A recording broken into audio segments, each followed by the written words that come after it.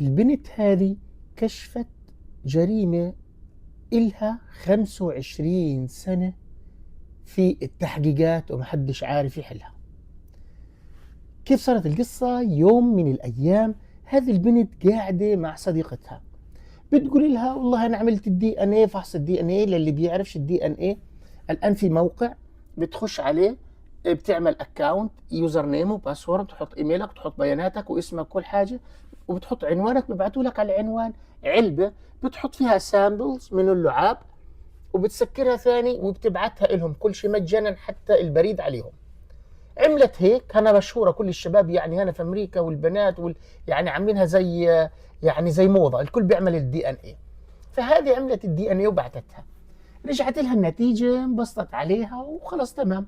بعد سنه بيتصل عليها الاف بي اي، بقول لها بدنا الباسورد تبع الاكونت تبعك، محتاجينه لشغله مهمه. حكت لامها انه البوليس وال والاف بي اي بيقول لي بدهم الباسورد. اما حكت لها ما فيش حدا بيطلب الباسورد، اكيد هذول افراد او نصابين، يعني افراد نصب، يعني نصابين وسكام، سيبيكي منهم. البنت ردت على امها وما اخذتش ولا اعطت ونسيت الموضوع. بعد فتره الاف بي اي والشرطه دب اجت على دارهم، امها بتتصل عليها تعالي البوليس عندنا في الدار والاف بي اي والدنيا بدهم ياخذوا عينات منا. ليش؟ اجت البنت قعدت هي وامها بيسالوها ليش بدكم تاخذوا عينات من امي ومن اخوتي ومن عمتها، ويعني من قريب بدهم ياخذوا من العيله كلها عينات. قالوا لهم القصه انه لقينا بيبي قبل 25 سنه متوفي في قلب حديقه، بس متوفي خنق، وبدنا نعمل لكم العينات. والله اخذوا من امها العينه، طلعت مش متطابقه 100%، اخذوا من عمتها، اخذوا من كله مش متطابق معهم 100%.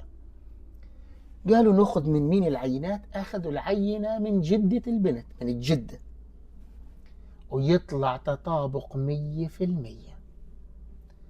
تعالي جاي هذا الطفل باقى متوفي خنق، كيف مات؟ ولازم تقولي لنا. اخذوها وانسجنت وانحكمت وانحلت القضية بأنه انكشف مين أبو أو أهل الطفل اللي لقوه قبل 25 سنة، بس من فحص دي ان ايه لبنت بنتها. فسبحان الله، يعني يمهل ولا يهمل. قصة بجد عبرة، ما تفكرش انه الله سامحك او اجلك معناته نسيك. فقولوا لنا ايش رايكم في القصة، والسلام عليكم.